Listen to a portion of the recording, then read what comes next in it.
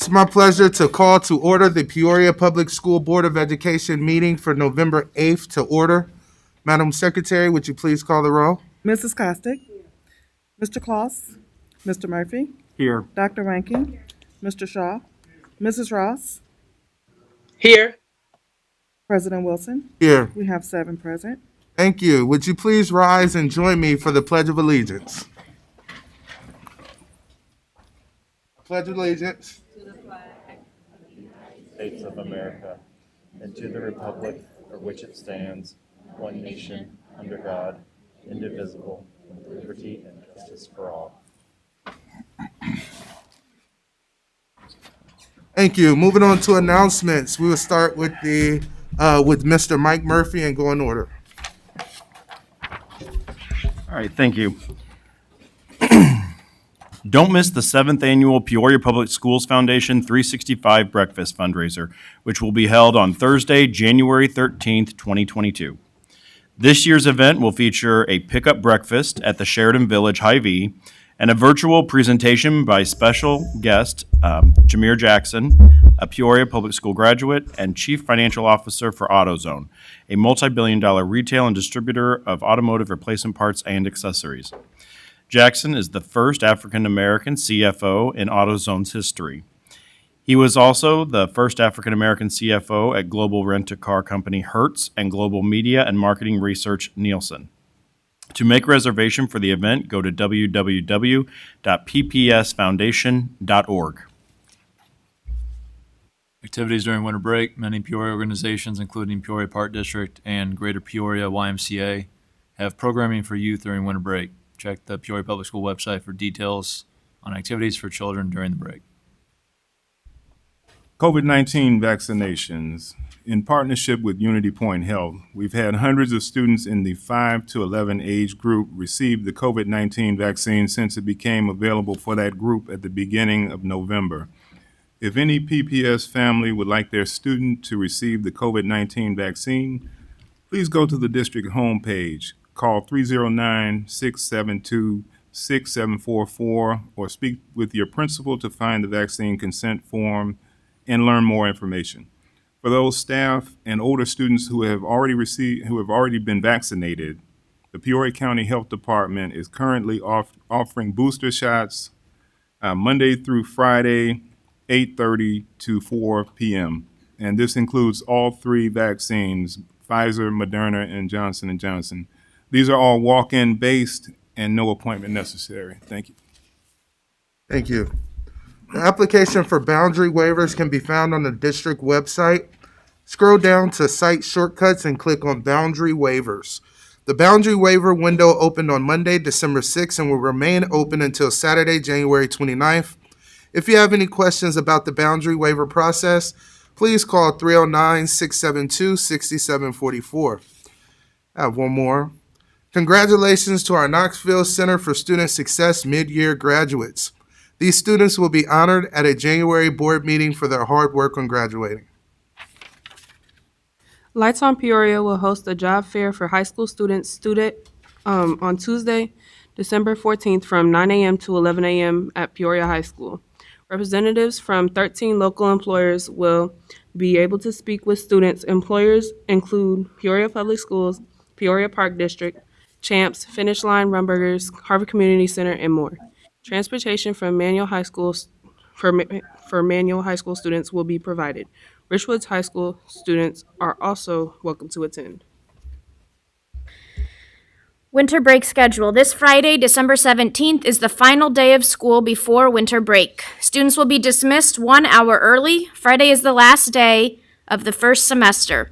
School will resume for students except Valeska Hinton Early Childhood Education Center and Knoxville Center for Student Success on Tuesday, January 4th. School resumes for VHECEC and KCSS students on Tuesday, January 11th. The PPS administrative offices will be closed on Thursday, December 23rd, Friday, December 24th, and Friday, December 31st. Remember to read over break. Parents, remember to help your student read at least 30 minutes each day over the holiday break. And happy holidays. Thank you, Ms. Costick. And just want to show witness to our wonderful boards here. Over here we have Tree Wind School, and over here we have Franklin Primary School. Next, we have awards and recognition.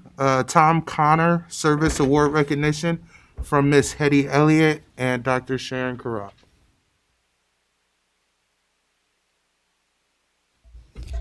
President Wilson, Vice President Ms. Ross, board members, I just wanted to spend a couple of minutes tonight to honor and recognize one of our own Peoria Public Schools teachers, Mrs. Hetty Elliott Gardner.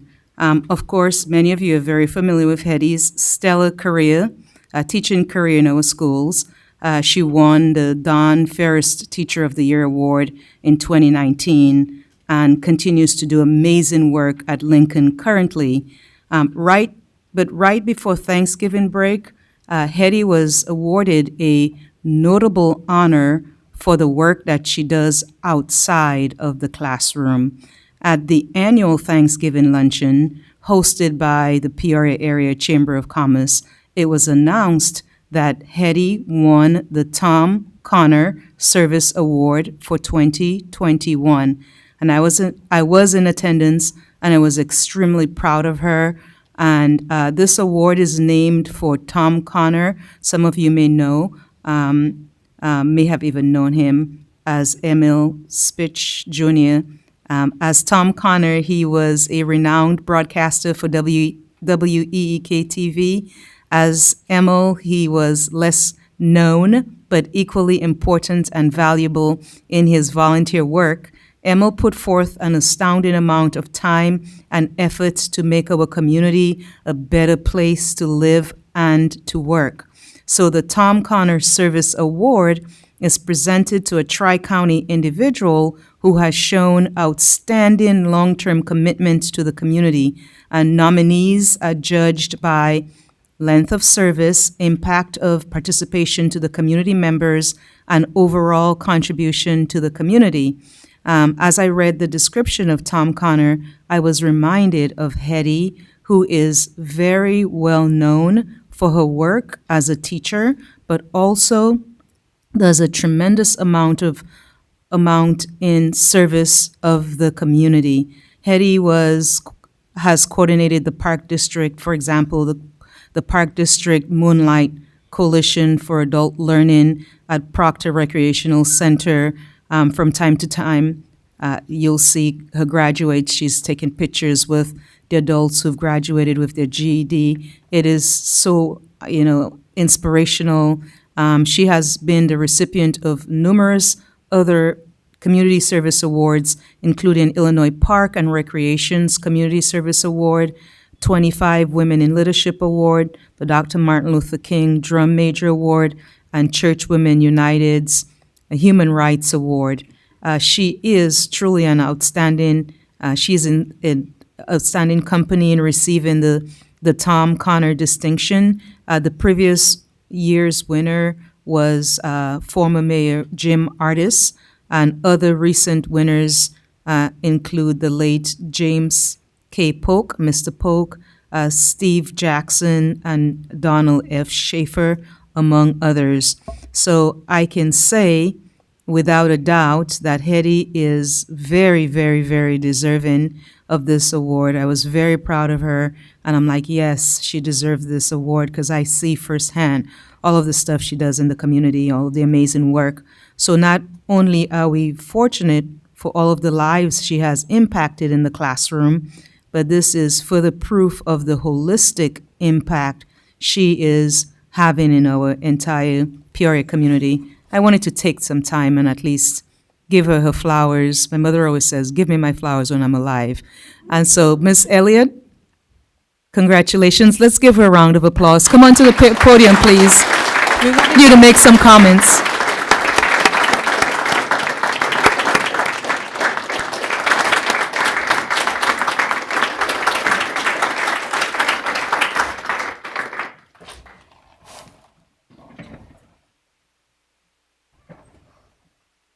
Thank you, Dr. Crott.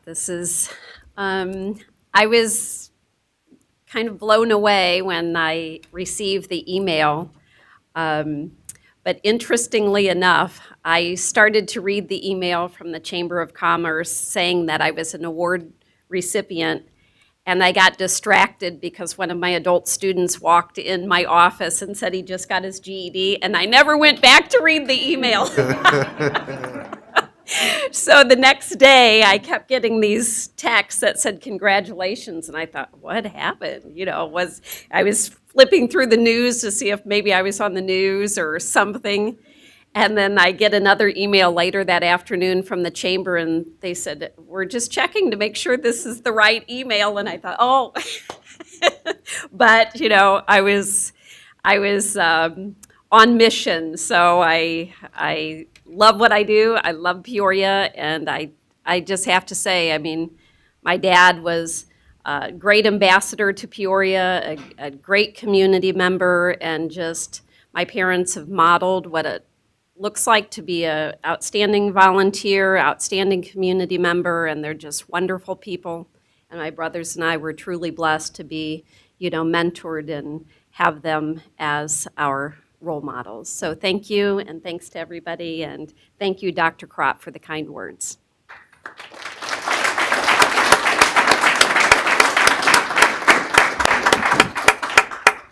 It's a nice award also. I have to ask you to bring it. Oh, yes. Can I comment? Absolutely. Tom Connor. What was even more of a surprise, it's a one-of-a-kind Preston Jackson sculpture that he designs every year, and it's a one-of-a-kind for the Tom Connor Award winner. So it was nice. Quite a piece to put in my house. Thank you.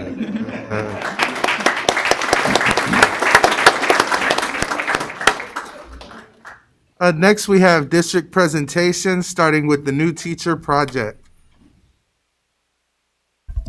And while they come up, I wanted to invite, I think Ms. Donath will introduce them, but just wanted to remind the board, this is, you approved this contract with the new teacher project to take really a deep dive into math practices in the classrooms across our district, all with the ultimate goal to increase, we want to increase the enrollment of middle school students in algebra, along with providing additional instructional supports to our teachers and our students in the classroom. So with no further ado, we will have our Peoria Public Schools math coordinator, Mrs. Tracy Donath, move on with the introductions and presentation. Thank you, Mrs. Donath.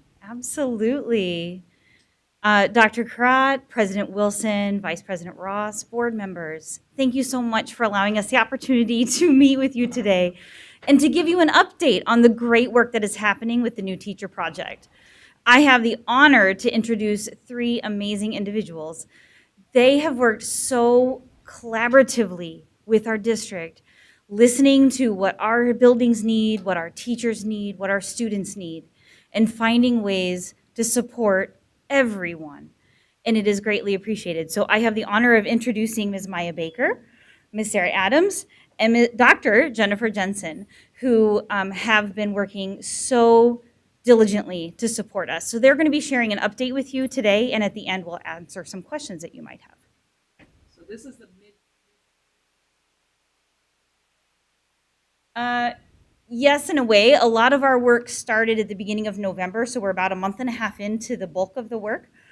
So I wouldn't it's a mid-year for the school year, but we're about a month and a half in. Mm-hmm. Wonderful, thank you, and so glad to be back. I joined you all virtually a couple months ago as we were in the process of finalizing our work together. Again, I'm Maya Baker. I am the Vice President of TNTP's Midwest region, and I am beyond thrilled to come share a little bit about the work we have been doing. Before we start, I actually want to ground us in what this work is and the research behind why this work is so critically important to our students. When I was here a few months ago virtually and you all were meeting about approving this contract, one of the things that Dr. Karat talked about was the sheer achievement differences between students of color and white students across the district, and knowing that this district was a truly amazing place where all students could be successful. But as I shared with her, this is not a challenge that Peoria has alone. So in 2018, TNTB spent a year studying individual students' experiences across 5 districts in the country that represented a diverse swath of districts and even a charter management organization. And actually what we found was starkly upsetting. We found that students were successfully completing work about 71% of the time. And what does that mean? That means students were getting A, Bs, and Cs on about 71% of the work that teachers gave them. When we actually took and analyzed those student work samples, we found that less than 17% represented on grade level work. So students were doing great at what we were giving them. And we across the country were not giving students work that was on grade level. And so that's why I want to ground the importance of the work that Peoria has stepped in to take on. And if we can go, I'm sure someone here has access to the slideshow. There we go. So what we wanted to share is when we were doing this research study, this data is not yet specific to Peoria, but this is something we can think about as we move into the work that we've started here. What we have always heard is that there is a giant achievement gap between white students and students of color. And unfortunately, what we found is there wasn't a drastic achievement gap. When we looked at the amount of students who were successfully completing grade level assignments, who were students of color, that came up to about 56%. And for white students, that was about 65%. So less than 10% difference. So this achievement gap we constantly hear about was just not as prevalent as it had made out to be. If we go to the next slide, we're going to find out why. Because in classrooms with primarily students of color, there were 38% of the time they didn't receive a single grade level assignment. So an achievement gap was being built based on an opportunity gap. Students were not having grade level work put in front of them. When we surveyed classrooms with mostly white students, we found this only happened about 12% of the time. So 4 in every 10 classrooms of students of color were not receiving a single grade level assignment in the year-long study that we did. This really led us to think about what students need most critical access to. So if we go to the next slide, we found something very simple, and for me as a lifelong educator, this was almost reassuring. If students had access to 4 basic resources, they were more likely to be successful, they were more likely to perform on grade level, and they were more likely to achieve high student outcomes. And those 4 things were simple. They needed consistent access to grade level assignments, so not just 17% of the time, but at least 50% of the time or more. They needed strong instruction with teachers who knew their content very deeply and knew the best way to get the content to students. They needed to be deeply engaged in what they were learning, and they need teachers who held high expectations for them. And so for all the educators and coaches and everyone else in the room, you know these are basic things. What they didn't say anything about needing really expensive blended learning programs or extra intervention or all the other aspects. They needed access to these 4 things daily in their classroom. And so for the last 3 years, and amplified even more by the pandemic, TNTP has been focused on making sure that students have equitable access to these 4 basic resources. And that is really the foundation of this work that we have been doing here in just the last 6 weeks. And so if we can go to the next slide, I'm going to get ready to kind of bring in my team. And so I wish I could take the credit for the amazing work that's happening, but that is not me. It is this fabulous team next to me, as well as the team here at Peoria. And we are forming a really deep partnership focused on making sure students in math have access to those resources, inevitably increasing the number of students who are both in algebra but also successfully pass it. And so I have not been on the ground as much as them, so I'm going to go ahead and invite our partner Sarah Adams to come share a little about the work that's been happening here and tell you more about this work and what we are doing in Peoria to combat those statistics that we started our presentation with. Thank you, Sarah. Good evening, members of the board, Superintendent Karat, staff of the school district, and our wonderful community members, especially those of you who are working with our kids every day. Thank you so much for showing up for them. That is extremely valuable work and the heart of what we're doing here, so thank you for for that every single day.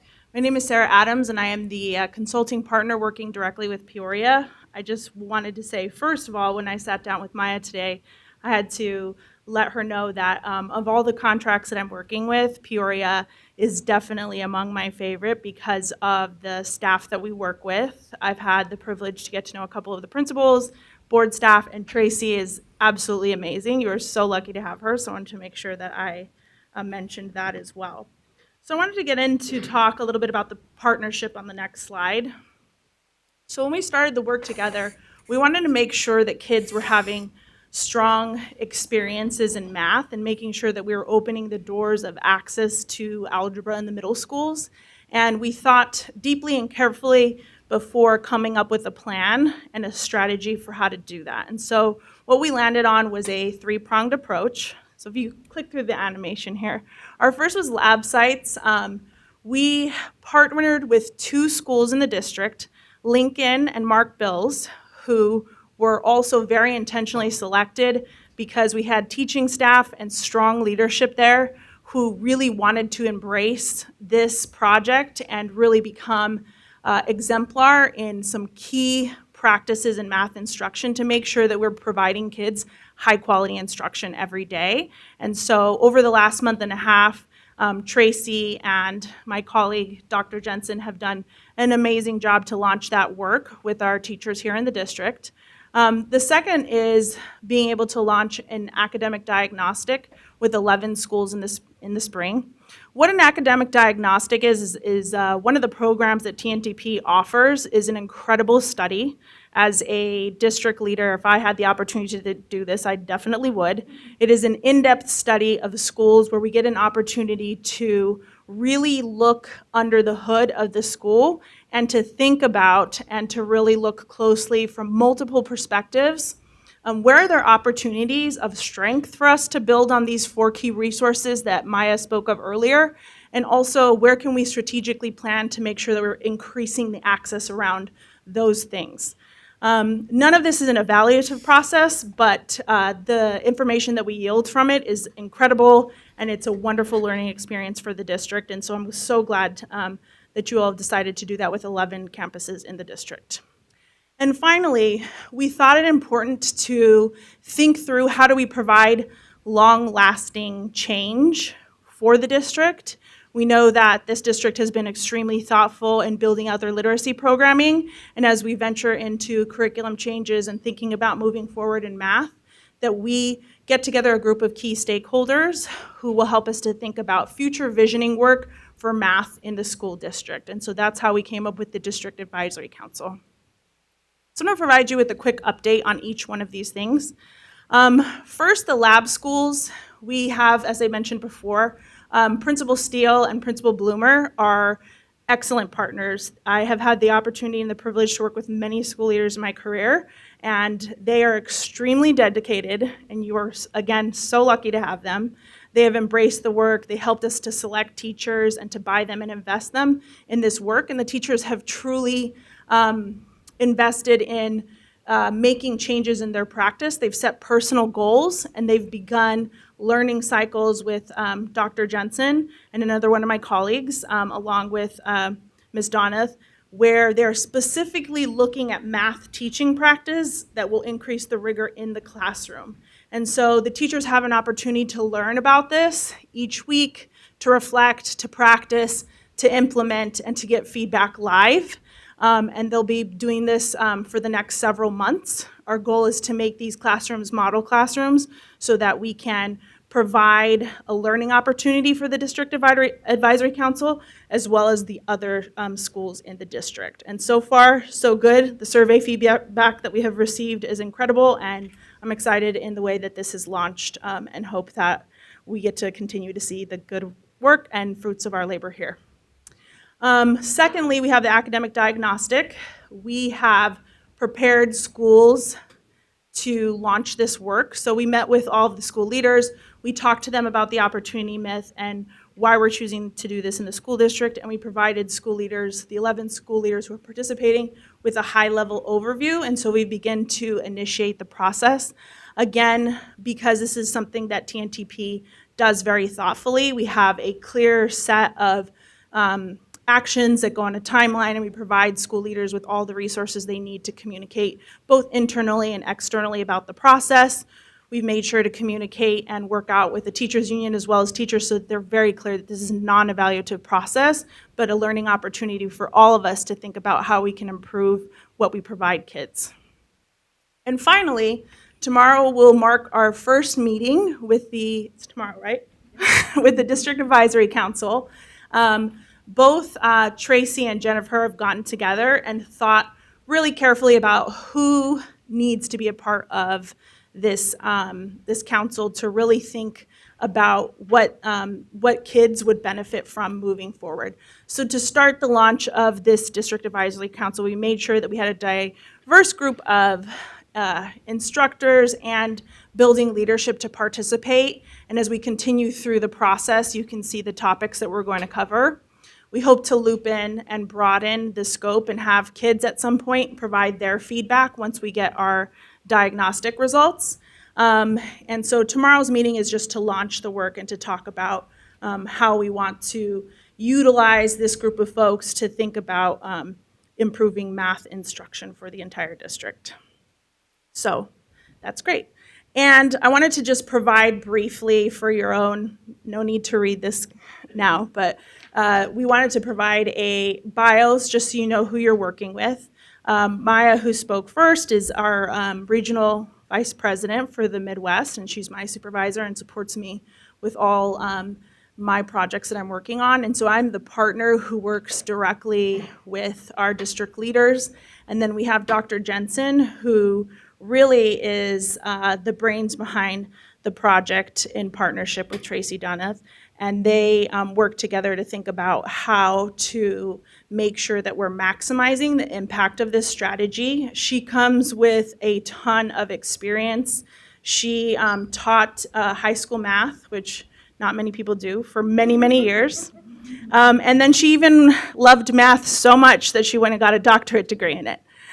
She is wonderful with teachers, and I knew right away that teachers would love her. So far, the feedback we've received is that teachers love working with her because she has such a wealth of knowledge. She's clear, she's direct, and teachers truly believe that she has their best interest in mind. And so the coaching work has launched strong. We just had a senior manager join our team who will also be working with Jennifer moving forward. And as for myself, I have done all kinds of things for the last 18 years, from classroom teacher to most recently district leader. And so I'm excited to be working with Peoria Public Schools. So we wanted to make sure that we reserved a little bit of time if you had any questions about our progress thus far or where we're going, to be able to answer those questions for you tonight. Thank you. Does any board members have any questions? Seeing none, thank you. Some great work.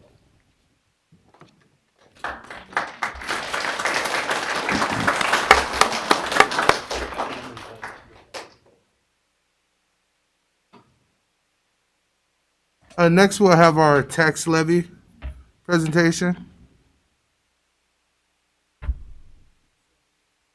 Yeah, tax levy, yeah.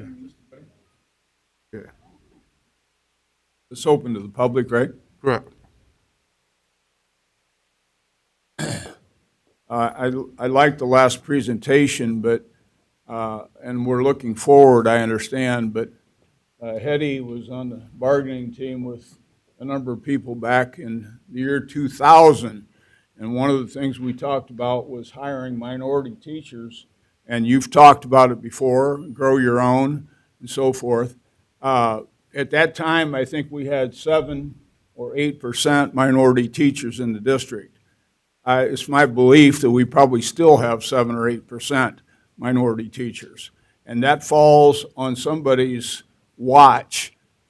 We need more minority teachers in the district, and that costs money, okay? We spend money, for example, at Quest, again, $6.2 million. We gave them an extra $6.2 million last year. Remember the Quest people saying how they were going to participate at these meetings. they were going to come and tell the public what's going on at Quest. There has not been one person since we extended it 10 months ago come to one of these meetings and stand at this podium and say what's going on, at least not at the meetings I've been to, and I think I've been to almost all of them. We are spending way too much money at Quest with inferior teachers from the standpoint of not being certified. At the time we renewed a couple years ago, 70% of the teachers at Quest were not certified. And we extended it with by the charter law in Illinois, 30% is the number that they can have that are not certified. They had 70%. And what I'm talking about, it's teachers.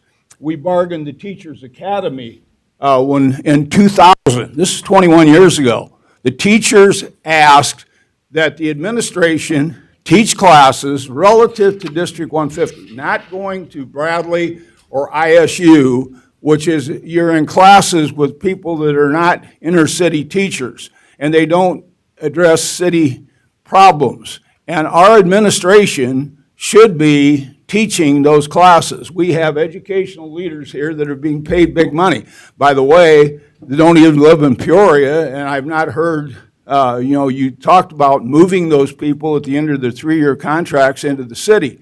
We are losing value, going back to the tax levy, we're losing value by not having those people live in the city. Those 3-year contracts, the leaders in this district should be in the city, and they should be instructing classes. If they can't stand up and instruct a class, going back to these ladies that just presented, I mean, we're talking here 20 years ago, this should have been being done. What they're doing should have been done 20 years ago. We've sat here and not done the instruction we need to do from administration to the teachers because I don't think our administrators can teach. I'll be quite honest with you. I mean, I listen to, we got an elementary person that I repeat said in front of 20 people from Bradley at a meeting at Quest, because she was at Quest, that our kids could not compete because of the poor elementary instruction they were getting in District 150, and we turned around and hired her to be in charge of elementary education. I've not heard a report on how our elementary math scores have gone up or what we're doing different. We're not doing anything different. That's not because of the superintendent. That's not because of the board necessarily. It's a matter of hiring people and having them live in the community. I live in this community. Hetty Elliott should be given $100,000 just because she lives in the community. All the things she does in the community, and some of our top administrators don't even live in the community. They don't even live in town. And you've talked about that. And I applaud you for talking about it, but I've not heard anything in the last 4 or 5 months about moving them at the end of the 3-year contract into the city. I think that was a good idea. You're to be lauded for that. Another thing I'd like to mention is the STEM program. We're talking about STEM. I mean, they're not talking about comparative math scores here when they get up here and talk about trying to improve the math in District 150. We are behind, as you saw in the newspaper, we are behind, and that money that we're spending is not producing results. And you should hold the feet to the fire of the administrators that are in charge of that. Very important that you do that. Lawyers, I'll go back to this, talk about it every time. We hire lawyers from the suburbs. We pay them $1 million, $750,000, whatever it is, it varies from year to year. And that money doesn't even flow through our tax system, doesn't even flow through our schools. I look here and I hope Mr. Willis tonight, who I respect highly, I think he's a great man and a great comptroller. I read, I think it's numbers 7, 8, 9, 10, and 11 on your approval tonight, and I don't know if we're increasing taxes or decreasing taxes.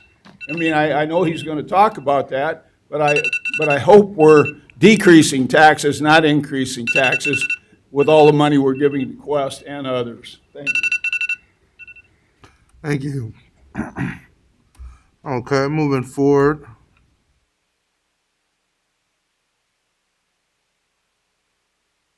One second. Yep. Moving forward, we have the district calendar committee update, modified calendar mid-year pilot results. Dr. Karat?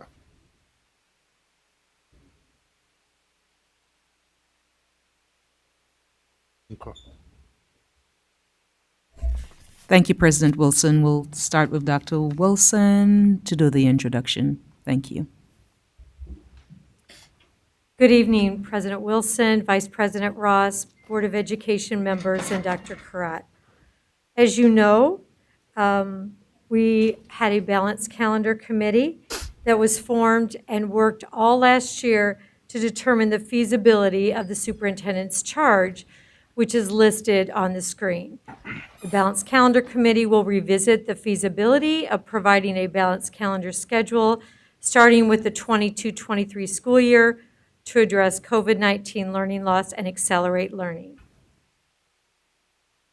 After a year's worth of work, there was, at the end of last year, we landed on modifications to the charge. And these 3 modifications were where we left last year. The first one is that the Balanced Calendar Committee recommended a modified calendar. Board members at the end of our year last year suggested piloting a modified calendar at the school, at one of our schools for the 21-22 school year to see how this works in Peoria. And with that, we asked for volunteers, and Harrison volunteered to pilot the modified calendar. So what we'd like to share with you tonight is they started at the end of July, beginning of August, and they want to share where they're at midway through the year with the modified calendar. So I'll turn this over to Fabian, Mrs. Daniels, President of Harrison Learning Center. President, oh wow, I got promoted. I'll take that. You go, girl. Tomorrow at our superintendent meeting, I would like to call President Daniels, please. My name is Fabian Daniels, and I'm the proud principal of Harrison Community Learning Center. And like Dr. Wilson was saying, when the opportunity presented itself to see which school or schools would like to spearhead the pilot for the modified calendar, Harrison was like, choose us. And before we were chosen to do such a thing, I took the charge of making a decision with my ULT members, which many of them are here tonight, so I'll give a shout out to Harrison. Thank you for coming out tonight to support us and show why we selected this to be a place at Harrison. We started off with a survey after our ULT member meeting, and we did pros and cons of why would it benefit us or things that we had questions about. And thank you to our district team that answered our questions, which led to us taking our survey. The survey had many questions, and there was 55 staff members that actually participated in the survey. 25 were in favor of the pilot, 21 were neutral, and 9 were not in favor. The benefits were, we'll be able to get a 2-week break, similar to many colleges and universities today. 16 of the survey people said more instruction time before the testing window opened, like NWA and so forth. 11 said the possibility of extra income, and the extra income would be subbing for the schools that were not on the modified or balanced calendar in order to make extra income. In addition, there was 25 that said there was the ability to schedule appointments like doctors and dentists for not only themselves but also their family members in lieu of taking sick days and missing work. The drawbacks were we would have to start earlier in advance, like the first week of August. Many said that they wanted to get out before Memorial Day, but right now, the calendar as it stands, we only have to work one additional day after Memorial Day, which is fine. We also thought since Harrison was selected as a summer school site, we would not have enough time to get our classrooms prepared for, and the building as well. Fortunately, the building, summer school was moved from Harrison to Tree Wind, so that concern was taken off the table because we were able to get our building prepared. And our custodians are amazing. They work extremely hard. And then some others said just the turnaround time from summer school to start of the school year. That would be a short summer, not only for our students, but also for our staff. In lieu of all that, with having the 21 people saying that they were neutral and not in favor, the question that really said, let's go for this, is the question that was asked. If the modified calendar is implemented, what would be your plan? 54 people said, which out of the 55, that they will stay at Harrison and they will be ready to go to implement the modified calendar. And there was only one person that said they would request a transfer or look outside of the district, but that person had already put in a transfer and was split between two schools, and Harrison was not their home school. So all of the Harrison family members said they would stay and be ready to rock and roll. So our timeline, once we were approved to do the modified calendar, we had to start communicating with the community and our families. That started with yard signs, parent calls, flyers, and on the last report card that was sent home for the 2021 school year, we put the modified calendar on the back of the report card. So parents knew of the calendar before the end of the year prior. I had the opportunity to go on 106.3 with Gary Moore to do a blast about the modified calendar, as well as us hosting a COVID clinic at Harrison. And we also went door to door and knocked on doors to let the families know we will be starting back early. Our teachers had an opportunity to have a Teacher Institute on July 30th, which was a Friday, and it was also a launch of us just getting together to become a school family. And our theme was Game On. So we also was able to participate in the district-wide Teacher Institute, which was on August 16th. And we continue to do our PLCs as with every other school throughout this year. During our fall break, we were blessed to have 2 weeks off versus the 3 days as the traditional calendar. For the first week of our fall break, we offered an academic boot camp, which we called ABC. Our target was to have our students in Tier 2 and 3, which was around 150 students, to attend. We offered those to the families. Many families accepted, and many families just wanted their students to have that break. Overall, our attendance was 63 students in attendance, with 21 staff members working for our academic boot camp. The daily schedule included online platforms, small interventions with staff and tutors. We had STEM projects, we had physical education, and our SEL team was able to go into classrooms and provide our students with SEL supports. And at the end on that Friday, our students went to Landmark for a bowling celebration of the ABC boot camp. This upcoming spring, we will once again have 2 weeks off, but the first week we're offering a spring ABC, which is an academic boot camp for our students. Our target this time is 250 students. We will start communicating that out in January to offer to our families. Will be a traditional day for our students. They will come to school like they normally do from 8:15 until 2:15. Breakfast and lunch will be provided like it was for the fall.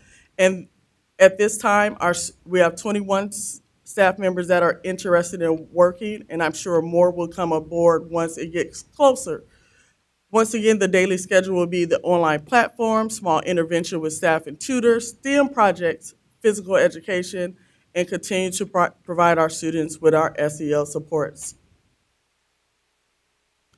The impact of adjusting from a traditional calendar to the modified calendar.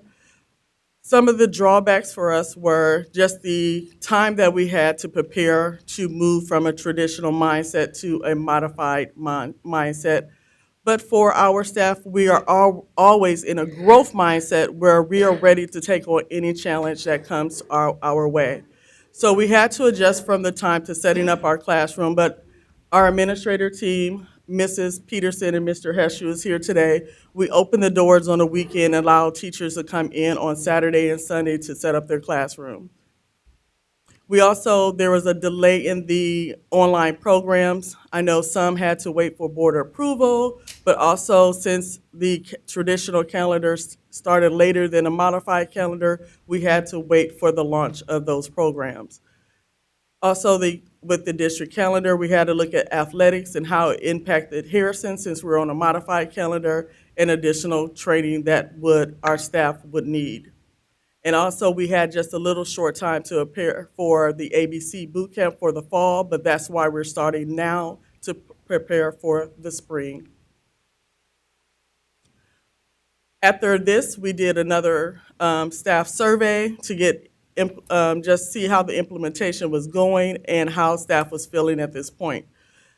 62 staff members took this survey, and that was from August to November. The first question that was asked was, what do you think the effects on the student attendance? 28 of our staff members said that the attendance decreased, which saying that we had more students in attendance and the absences were down. So we said that 6 said it increased, and then 28 said it remained the same. Looking at the modified calendar and the effects on student discipline, after coming back from fall break, many thought that our students would need a reset or need to go over expectations again, but surprisingly, our ODRs, which is our office referrals, decreased, and some said they increased, but majority of them said they stayed the same. And all this data that we have comes from our Skyward discipline and Skyward attendance. Go back to 3, please. Thank you. And if we're looking at the academics change for the new schedule, 40 of the survey takers said that it was a positive effect change for our students academically. 1 said negative effect, and then 21 said there was no change. If we said looking at the modified calendar has allowed me more time for SEL implementation, that's looking at Lions Quest implementation of lessons, getting our SEL counselors and social workers in the classroom. 53 said this increased the time that we can have our students receive SEL supports, where 9 said there was no change. Overall, ready for the modified calendar, when it comes to the modified calendar, as you can see, 47% of our staff members said, yes, keep the schedule as it is. We want modified calendar, we want modified calendar, we want modified calendar. 15 said, yes, keep it, but with just some of the modifications, and we'll look at those modifications on the next slide. And no one said they would not recommend it. So we want modified calendar, we want modified calendar. So looking at the drawbacks of the modified calendar, some of the modifications that we're looking at is being able to prepare and be ready to go day one. And that's what having the online platforms available to our students to receive additional supports and interventions. And then not being isolated by ourselves as being the only school on the modified calendar, to have some other schools join us. And then if we're looking at the modified calendar, what did it allow our staff to do? We were able to rest, rejuvenate, relax, refresh, and reset. And that was with everyone's response. We were able to go on vacations that were longer, and just during the time of October, for everyone to know, that is the best time to go to Disney World because it's cheap. More time with your family, and then scheduling appointments outside of the time that we normally will have to take sick time. And then participating in academic boot camp allowed more one-on-one time with their students to build relationships, to have them engage in new activities and continue their SEL supports.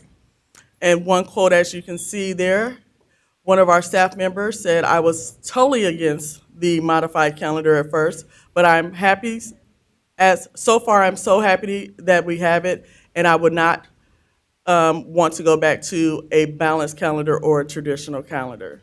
Additional feedback is that kids returned and they were ready to learn.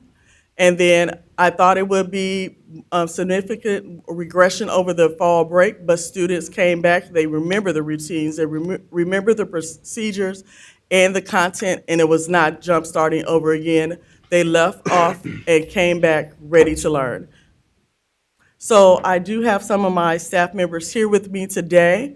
I have our SEL team of Mrs. Gentry, our primary counselor, our middle school counselor, Mrs. Bianca Brown, our social worker, Michelle Press, and then we have our grade level teachers. Mrs. Cummings is third grade, Mr. Jones is our music teacher, Mrs. Rotley is our fourth grade teacher, Mrs. Hudson's kindergarten.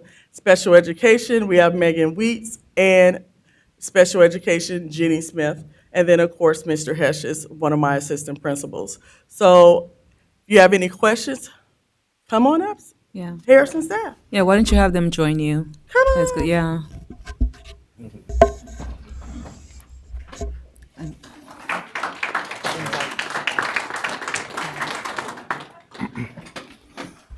Board members, are there any questions for Fabian Daniels and her teachers? Dr. Reinking?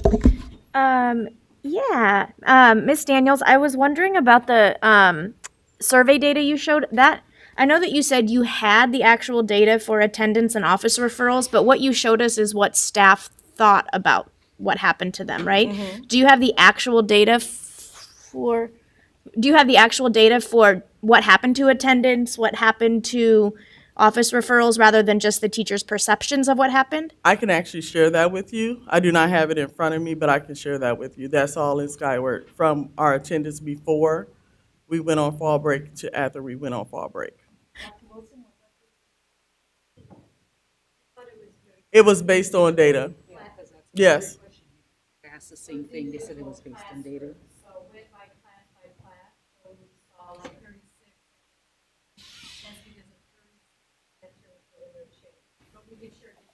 So it's not okay. So 36 classrooms had no change. I guess this was before fall break and after fall break, right? Is that what it was showing? Yes. I guess what I would be curious in is like pre-pandemic, right? Like 2019 fall and 2021 fall. What was the difference? What's the difference between two quote normal school years? Based on pre and post fall break, absolutely, but I would want to see kind of the whole trajectory of the whole semester and how that impacted attendance and office referrals. I would be interested in that. So we get our attendance data shared with us from Dr. Tom Simpson, which is amazing. And he shares with us a graph of our data in a spreadsheet from we're looking at 1920 to current. And of course, like you said, we're in a pandemic. And many of our students, we take out the percentage with quarantine versus not quarantine. But just being at Harrison for the years that we have been there, we have seen a difference in our attendance just from the fact that our students are wanting to come to school. And of course, we started off a little slow because many of them they knew we were starting early, but they wanted to start with the traditional calendar. Hence, that's why one of the drawbacks we said was being on this island by ourselves. Right. So if more schools were to join, we wouldn't have that. I have one kid on the traditional versus one kid on the modified. Yeah, definitely. So I appreciate this presentation, but yeah, if we can have like the last 2 years, the last 3 years, so I know pandemic is going to impact it, but if we can see compare actual falls to falls and the office referrals and the attendance. The other pieces were interesting, but I think those are the two pieces that are going to impact at least my decision the most, to know the actual comparisons of those. Thank you. Dr. Reinking? Okay, so she spoke about pandemic, you spoke about pandemic. I know that you started this at the beginning of this school year, correct? Yes. I would want to see how this would affect going through the rest of this school year and then starting next school year, because I don't know all the different like primary school, middle school, high school, but I know that there are summer sports, and I would want to know how this calendar would impact those sports, because I know at least for high school there are a lot of kids that are impacted by sports in the summer, and I would just want to know how that would weigh out, because the rest of Illinois isn't on this schedule, and most of those sports would be with surrounding areas. So I So wondered. with the current schedule that we're on, we have the same summer break as the traditional calendar. So it is the same Yeah, summer so break? we have June and July off as well. Okay. It just started. Okay. And It's just then that we're making up that time by having 2 weeks off, but we start 2 weeks earlier. So we're just able to get those breaks in by extending the end of our year 1 or 2 days later, but we start 2 weeks earlier. So we still have the full summer off. And my other question would be like, well, you said that you wanted other schools to participate. What if a couple more schools participated in this following year, and then based on that, made a decision for like, because I know this would probably be a thing that they would want for the whole district, possibly. What if after you see 2 years with this pandemic being not just basing it off 1 year, we could see how that third year would be, and you would give people enough time to know, especially for like high school. Because I know that it's not going to affect me because I'm a senior, but I know it would affect juniors, sophomores, and 8th graders, 7th graders. So Absolutely. The thing with being on the modified calendar right now, it is something that needs to be tried and, like you said, data collected over years. But one thing that we have seen at Harrison is the decrease in ODRs, just from students being able to come back and not have that regression over the summer. We did not have to do a lot of retraining of expectations of being respectful, responsible, and ready to learn, because they just had left us. And students that were able to participate in summer school, our Harrison staff was there as well during the summer. So it was keeping them in contact with their teachers in order to make sure they see that figure that they see year-round. So it's breaking up the school year, but with giving them breaks to rejuvenate and rest before regression set in. do you think, just off of your perception of how it's gone at your school, that it would that it would rejuvenate a lot of other schools as well? We start with, everything is about our students always, but behind me is a dedicated, committed staff. If you do not have staff that is refreshed, rejuvenated, and ready to go every day, you have gaps in their education because you have to get subs. I have seen a decrease in the amount of absences amongst the staff, which means our students are getting what they need from our educators that are there every day versus having to take my daughter to the doctor. They're there, ready to go, and the students are getting what they need from our dedicated teachers. But just like everyone, they get to a wall where they need a break. This October break is what the staff needed to come back rejuvenated, refreshed, and ready to go.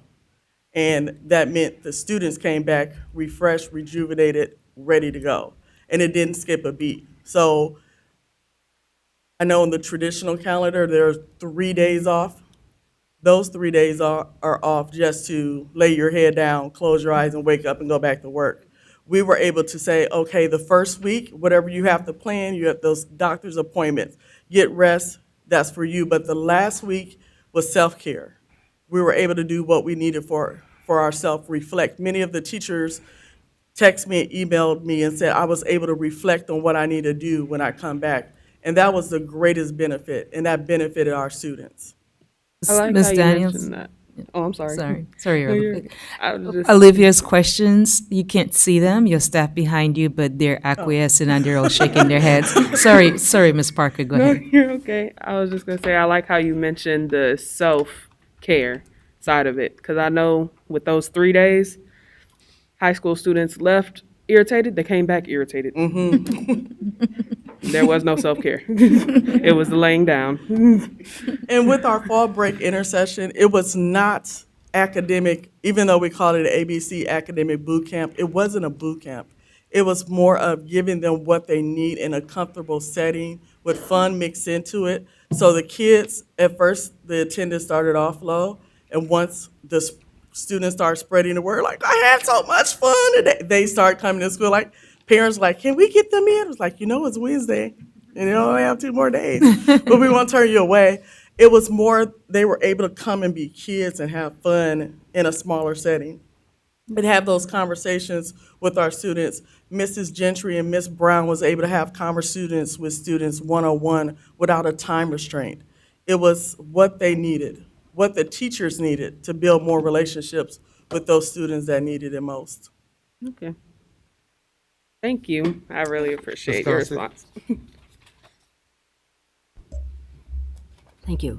One of the great things, thank you, Harrison, thank you, Ms. Daniels, for stepping up to the plate when the offer was put out there.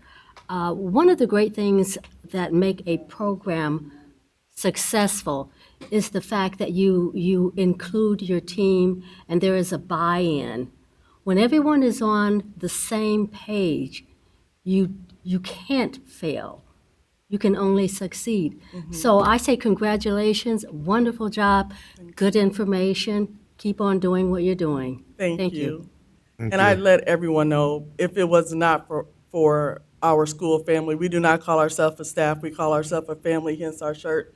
Together, we are with each other sometimes more than we are at our homes. So we have to have a family. We have a love for each other that is second to none. So together we do this. So I do not ever say, you know what, we're about to do a modified calendar, either roll or leave.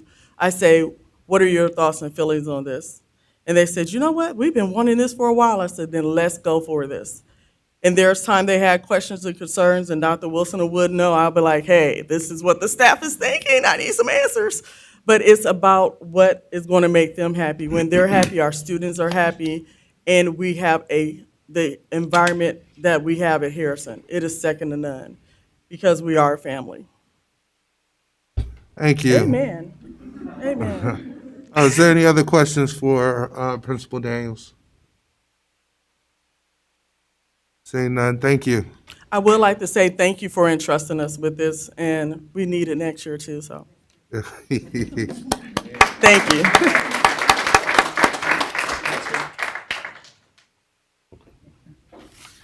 So, and actually, thank you to Ms. Kostick. She was the one that came up with the idea of why not try the pilot first. And so I wanted to thank Principal Daniels for your leadership and the entire family. Amazing. And thank you so much for piloting this. Thank you. And board, this is what I was thinking. So we've done this, and Dr. Wilson gave a nice introduction in terms of the original charge. And again, thank you, board, for again saying, hey, let's pilot this and see how it goes. And I have been studying balanced calendar for many, many, many years, and was in charge of switching a district over years ago. And one of Olivia, you were going there. One of the huge takeaways that I saw in the research from the committee, and it was a large committee, and there were multiple committee, including an athletic committee, and this group also had an athletic committee.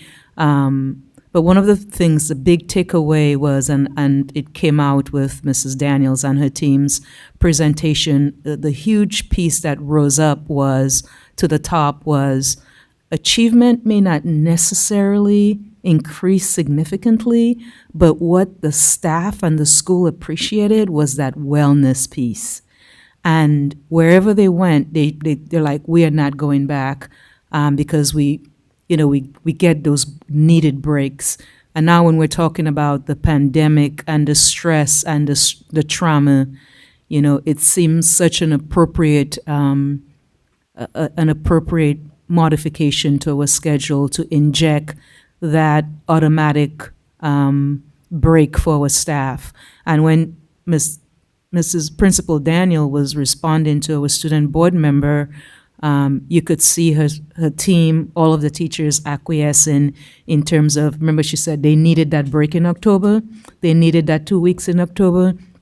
And I think another modification that the committee, Peoria Public Schools Balanced Calendar team made was we initially started off with the balanced calendar concept like Valeska Hinton and Knoxville, where they're in 45 days and out for 2 weeks, 3 weeks, 2 weeks. I'm sorry, 15 days. So Valeska is out for three weeks. 3 weeks. And so a lot of conversation, and based on the surveys that we conducted, there was a better appetite for the modified calendar. So instead of being off for 3 weeks, the transition, the committee pivoted to what we call the modified calendar. So there is a difference.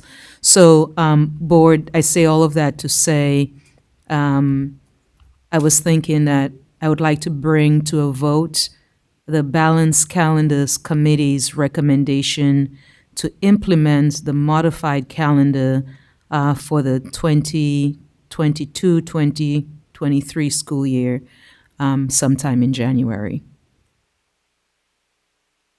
Dr. Reinke? Yeah, I appreciate that, and I think that it will work for many of our schools. I think we need to be a little bit more cognizant of how it will work for all of our schools. I don't know if it's appropriate for all of our populations within the district, and so I would just want to make sure that it's not a rubber stamp for all of the schools, excluding Valeska and Knoxville, but the rest of the schools that are currently on the traditional schedule, I would just want to make sure that we really thoughtfully think about the population and if it's really going to be something that teachers can buy into. I might suggest doing almost like tiers. So like, what's the next group of teachers who are going to buy into it?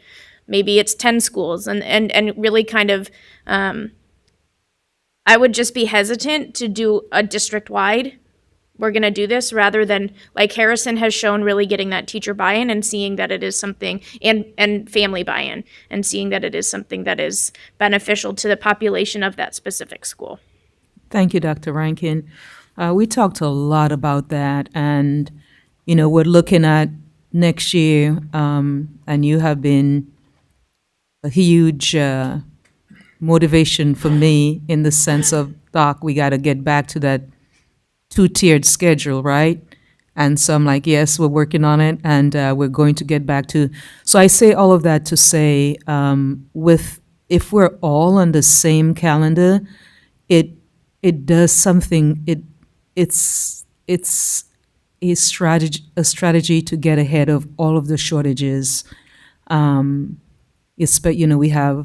There's a bus driver shortage, you have teacher shortages, you have worker shortages. When we're on a unified calendar, it makes the work much more efficient and effective. I love the choice. I'm a huge proponent of choice, but because of the workforce challenges, it's going to be a huge challenge. And we've had a lot of conversation around that. And actually, the idea would be to bring everybody on board, including Valeska and Knoxville. Thank you. I said earlier about like maybe next year trying to do a few more. What if you did like half the school district next year? Like half and half, possibly with the high school being on the other half, and then switch over fully just to give them, I guess, time because a lot of the students at least are hesitant. I don't know how that would work with the bus situation, but maybe just a bit more of a time period. Yeah. We talked a lot about it. We'll pull in the team again, but it's the shortage and the driver, and it just makes it a lot more difficult having to juggle 2 different, 3 different, 4 different calendars.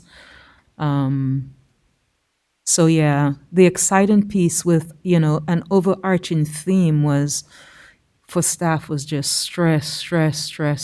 I would love for them to get that break, because she's right. We used when I was primary principal, my thinking, and I shared that with the principals, you feed the teachers or they'll eat the kids, right? And that's not my quote. That's Harry Wong's quote.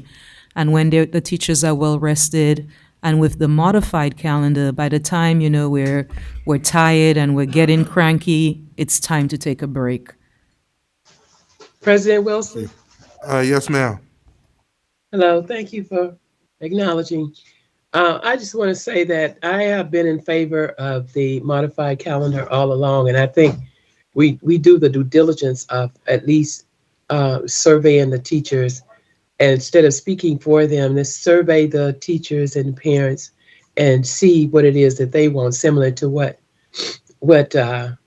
Ms. Daniels did for her school. I mean, you'd be probably surprised that when we first did Valeska years back, a lot of people said it wouldn't work, and now it's a great model for our district. But I think we should at least start to pursue bringing everybody in on the same level of calendar, at least by talking to the people themselves and letting them, see the benefits or make a decision. Thank you for your comments, Vice President Ross. Mr. Shaw? I was just going to say, this is something that, as we mentioned, came out as a recommendation from the committee, but we don't need to really debate that tonight. We're going to get plenty of feedback between now and the time we bring the action, so we can gather that feedback and vote it up or down when the time comes. We don't need to resolve it tonight. Absolutely. Thank you. Any other questions for Dr. Karat? Seeing none.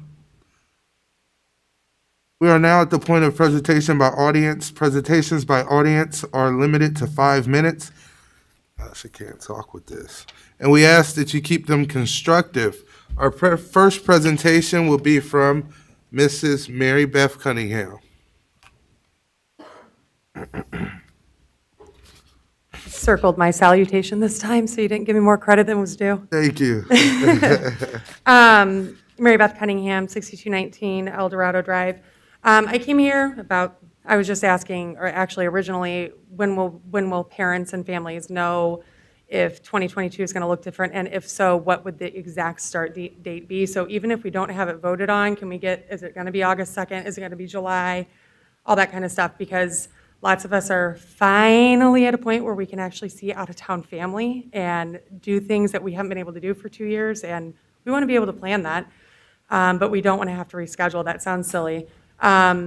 I also, ideally, I'm in a level of privilege where I can make any of the 3 things work, and I really do like the modified schedule. I know that there's really no achievement differences, or there hasn't been for other districts that has this. I like it for self-care purposes. However, like I said, I have a level of privilege where I can make this work for my family. I'm who provides the childcare. I don't have any kids that are old enough to be doing the ICC dual credit program and all that kind of stuff. There are things at different levels that are going to be different for different families, and we already know that, and I know it's like almost beating a dead horse at this point to keep talking about it, but a lot of families that I'm seeing and that have reached out to me are still concerned about those types of things, and we don't know what's happening with childcare and things like that either. I mean, like I said, there's many of us that can do it and no problem, but I don't think I should be the person who says, yeah, this is a great idea, because that's not a huge majority of our district. While we're making those changes, and since it's not necessarily going to be an academic difference, when we're talking about healthcare, or wellness and mental health and things like that, and we're talking about students and giving them time and getting hopefully back to the 2-tier schedule and getting our 40 minutes back, are we going to get rid of Waterford as a forced thing, or Lexia or IXL as something that's non-supplemental but that is required, because that takes 45 minutes at the little kid level, I know, and you're not even getting the minutes because technology is fickle. Kids are kids, right? And teachers could be, if they chose to and if they feel competent to, which I think that they do, doing small groups and using it as a supplemental optional thing. And I think we're taking away from even my own kid. She's at grade level reading. She's been at grade level. She did terribly in the map, which, it's a thing. I expected her to. But she was at grade level and she was stuck in Waterford in first grade until she wasn't anymore. And that's a waste of her time. That's a waste of resources. It's a waste of minutes, and then I hear this TNTP come up, and I'm like, yeah, that's exactly what we need to do. Because that's like common sense education. That's what we do. We give kids grade level work, we give them rigorous instruction, we allow them opportunities, and we support the teachers who are novice teachers or who are teachers that maybe their practices aren't quite as up to date that they should be, and we give them the supports like TNTP. I love that. That's great. But like, I don't know, 80-90% of our teachers, if you just said, here you go, get the job done, teach, they can do it, and they can do it better than these programs can do it, and they can do it with more ease and more comfort and more well-being, and the kids will be able to engage with them. We're seeing school shootings in this nation that is unbelievable. And do you know what the #1 deterrent of a school shooting is? A connection with an important adult. And if they don't have that at home, they need to have it at school. And if we rob our teachers of the time to be able to give that to them because a kid is trying to navigate a computer system, we tried to get away from computer systems because last year was terrible. I mean, it was great. We did the best we could. Like, it was a great option, right? But it was an option. So can we pilot that, getting back to the basics? I mean, like, I'm probably going to get, oh my God, texts from people from my school, but like, do it at my kid's school. I'd love it. I'll go in and I'll volunteer half the hours I would normally work just to make sure that people had crayons and things like that. But we cannot stick kids on a computer all day, wonder what's happening, and then bring in extra entities and say, hey, you should be giving them grade level work. Waterford is not. We should be tracking this. Waterford is not. And we should just, here's how you do it, and coach them when we took coaches and interventionists away. I love a lot of what's happening in this district. I cannot sit back and watch this kind of stuff happen and then be like, yeah, we're doing the best we can. That's not our best. Thank you. Thank you. Our next speaker will be Terry C. Knapp.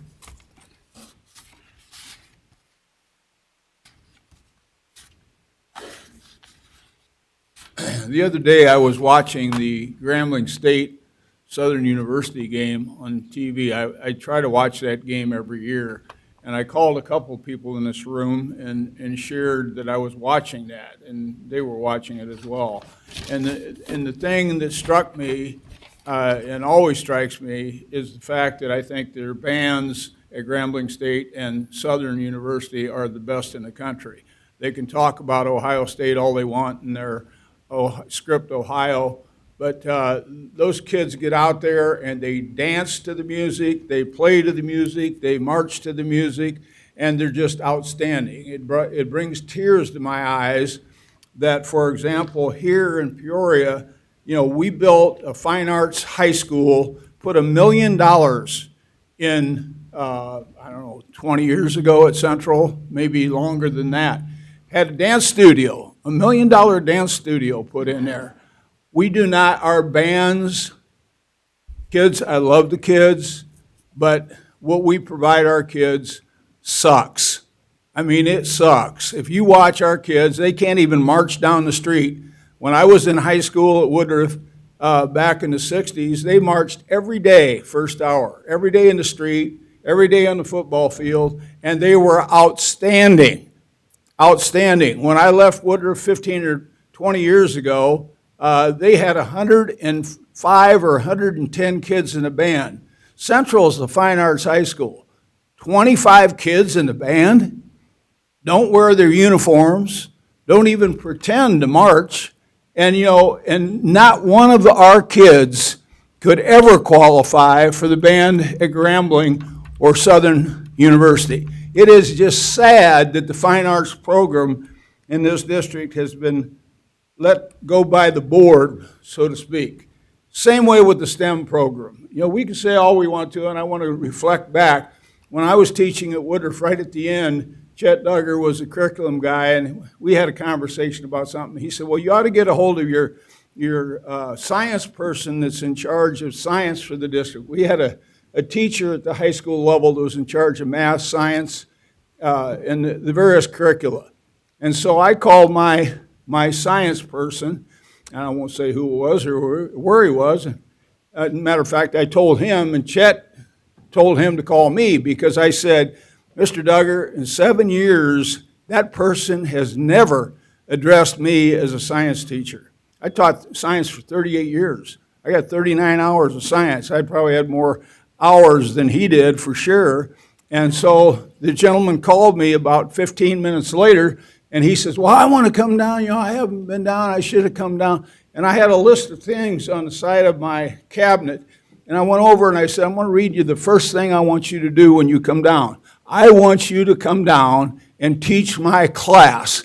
I want you to show me what a master teacher looks like. I am a master teacher. Do you understand that? But I would like to look at some other people. And I'll go back to what I said before about our administration. They should be teaching classes. They should be teachers first, teaching classes. Most administrators get out of the classroom because they didn't like teaching to begin with. And that's just the way it is. And, I just have to say that. Another thing I have to say is summer school. We're taught, finally, we got some sense about the year-round calendar. We're going to have 2 months off in the summer. Yay for that. I'm all for that. But the 2 months in the summer should be used to the benefit of the children. We should have a 4 or 5 week summer school in the summer that kids can go to. Optional. They can go on enrichment trips, or they can do remedial activity. They happen to be sick. If they happen to get an F in the subject, they can repeat the subject with a real teacher and get credit through the NCAA and the North Central Association, whatever, so that they can reverse that D or F that they got, because kids want to do that. And if you provide that for them in June and July, or June and half of July, that would go a long way to improving our students' abilities. Our scores are terrible. We had these 3 ladies up here talk. Hey, it's wonderful, philosophical, but they didn't put the story up there on the board. The story is our kids are way behind. Thank you, Mr. Knapp. Our next speaker will be Miss Jane Jensel. Our final speaker will be Miss Jane Jensel. I just wanted to say, I was here a couple weeks ago, and I wanted to say a few more words about Glen Oak School and Ms. Suggs. And my office is I'm Jane Genzel with Peoria Opportunities Foundation, and my office is in the East Bluff, along with the East Bluff Community Center. Carrie Jones is the director of that organization, also in the East Bluff. She wanted to be here tonight, but she had a death in the family and so was unable to be here. But we just wanted to again affirm our experiences with Ms. Suggs. We've both had many opportunities to work together with Ms. Suggs, as the school and the community center are 2 pillars of the East Bluff neighborhood. I have always been amazed at how collaborative Ms. Suggs is and how open she is to new endeavors to improve the lives of our kids, despite the many demands she already has on her time. While I cannot speak directly to the dynamics within the school, I can say wholeheartedly that it would be difficult to find another leader with a level of true concern for each individual child that Ms. Suggs consistently shows. She also has a keen understanding of how it will take the whole community to come together to affect positive change in the lives of our kids. There's no quick fix for the behavior and discipline issues that are a point of concern, but I know Ms. Suggs is open to any concrete ideas that staff have for improvements. It does not make sense to lay the current issues at her feet, as the situation is years in the making and the result of a multitude of factors.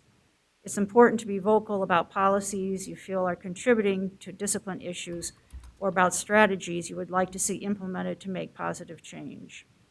I know the positive, open, and genuinely caring leader you have at Glen Oak will welcome and appreciate your engagement. Both Carrie and I have experienced the passion that Ms. Suggs has for teaching, for the school, for the kids, and that she truly cares about the students at Glen Oak. Thanks.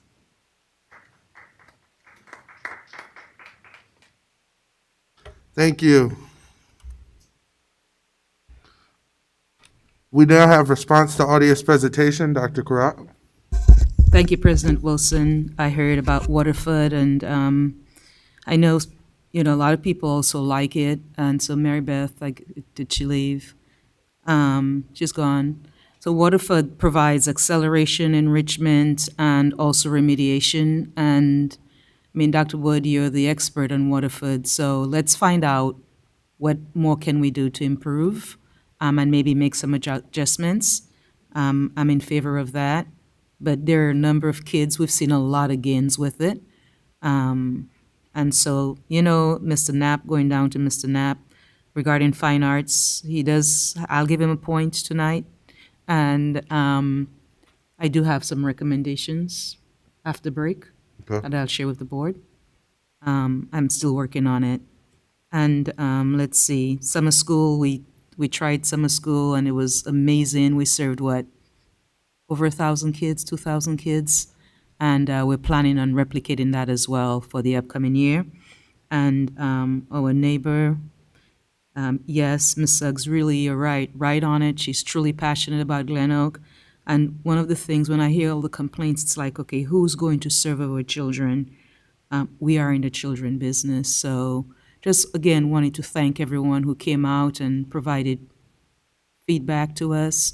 We listen, we take notes. My team and I, we go back and we problem solve and reflect as well. So thank you to everyone. Thank you, President Wilson. Thank you, Dr. Karat. We are now at item number 10, approval of minutes for November 8th and November 22nd, 2021. Is there a motion to approve? It's been moved and seconded. Madam Secretary? Mrs. Costick? Mr. Claus? Aye. Mr. Murphy? Aye. Dr. Rankin? Mr. Shaw? Aye. Mrs. Ross? Aye. President Wilson? Aye. 7 ayes, motion carries. Thank you. Item number 1 under information items, superintendent update. Not a lot. Just to say that we wanted to thank you again for your support of the Chance Light program. I think someone referenced it tonight. Coach Booth, they've done a really nice job with our partners, and we have a soft, what do we call it? I have a little note, a soft start, and we're anticipating after break having about 20-something students there, and then continuing to, there are a lot of moving parts, having conversations with parents, getting parental permission, of course, the identification, then working with transportation for transporting the kids to that location. But actually, Dr. Wilson and I went down to Coach's office and we got a tour of the facility and saw some children in action, and I was actually very, very impressed.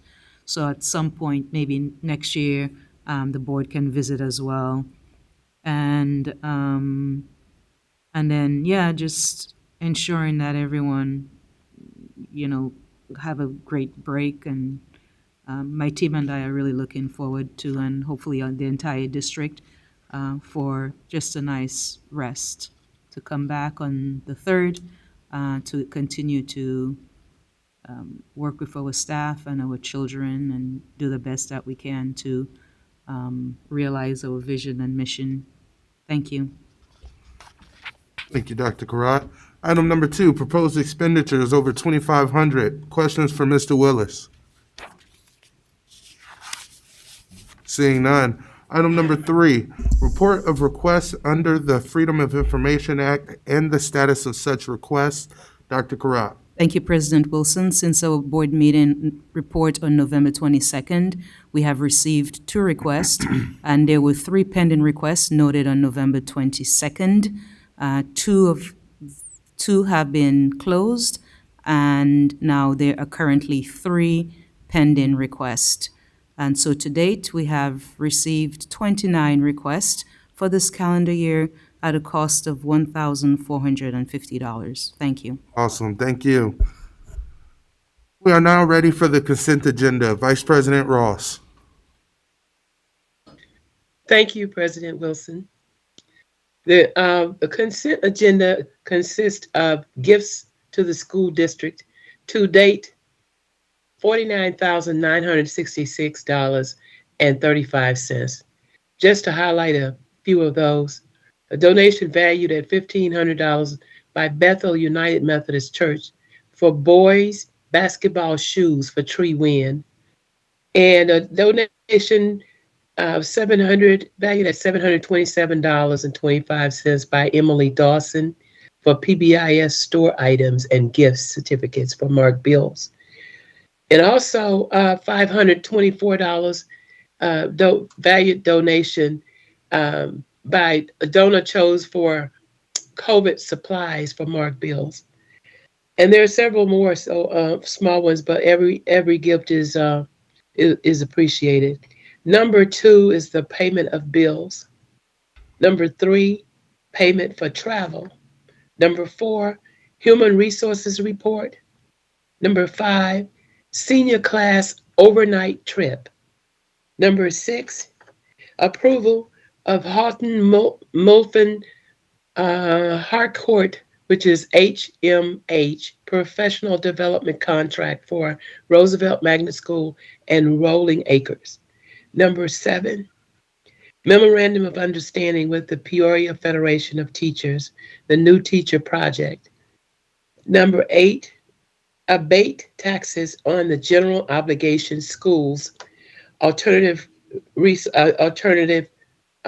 revenue sources. This is Series 2017, and transfer county school facilities sales tax revenue to debt service fund. Number 9, abate taxes on the general obligation school bonds, alternative revenue sources.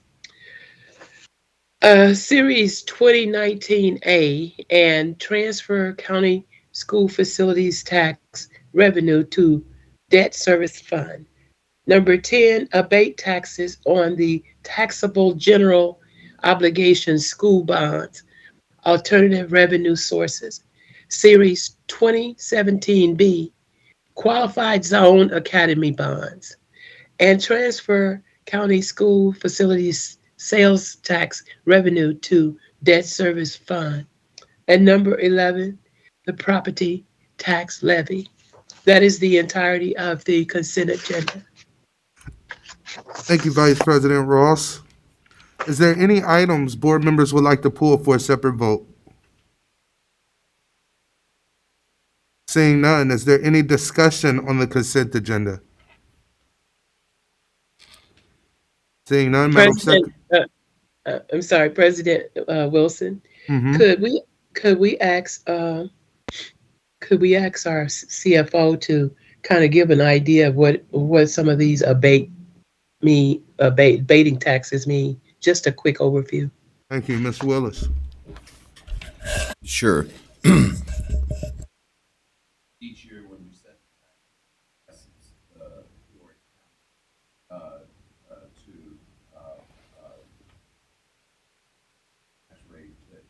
take care of the amounts that we need to pay by operational area. When we get to the bonds that are funded with the county sales tax revenue, the county sales tax income actually pays for those bonds. If we do not abate and have the abatement resolution, basically those bonds would be paid twice. So when we have the abatement resolutions for the taxes, what that does is it undoes the county collecting the money because we're collecting it with the sales tax money. And that's what those abatements are about. So those 3 items you see, 8, 9, and 10, basically keep the county from collecting taxes for county sales tax bond payments because we already get the money through the county sales tax. Mr. President, did we get a motion and a second on the consent agenda? Not at this time, Okay. just a discussion. Okay. Yeah. Thank you. Was there any other questions for Mr. Willis? Seeing none, can I get a motion and a second to adopt the consent agenda? So moved. Second. Been moved and seconded, Madam Secretary? Mrs. Costick? Mr. Claus? Aye. Mr. Murphy? Aye. Dr. Rankin? Mr. Shaw, Aye. Mrs. Ross, Aye. President Wilson. Aye. 7 ayes, motion carries. Thank you. Deliberation agenda, item number 12.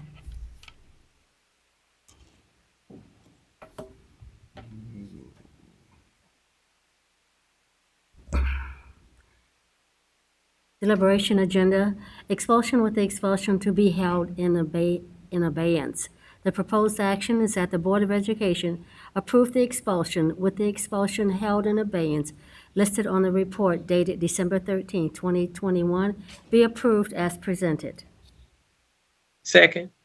Thank you. It's been moved and seconded. Madam Secretary? Mrs. Costick, Aye. Mr. Claus, Aye. Mr. Murphy, Aye. Dr. Ranking, Mr. Shaw, Aye. Mrs. Ross, Aye. President Wilson. Aye. 7 ayes, motion carries. Thank you. Presentations and suggestions by board members? Seeing none. Reports from board committees. The Parent-Teacher Advisory Committee will be meeting tomorrow morning at 7:15 a.m. here in the administration building. Ms. Costick? Excuse me. Buildings and Grounds will meet on January the 11th at 10 o'clock. And so far, I'd like to just give out a little bit of information. The close date has come for the submission of names for the renaming of the schools. We did have a decent response. There were 35 individual names submitted to the committee.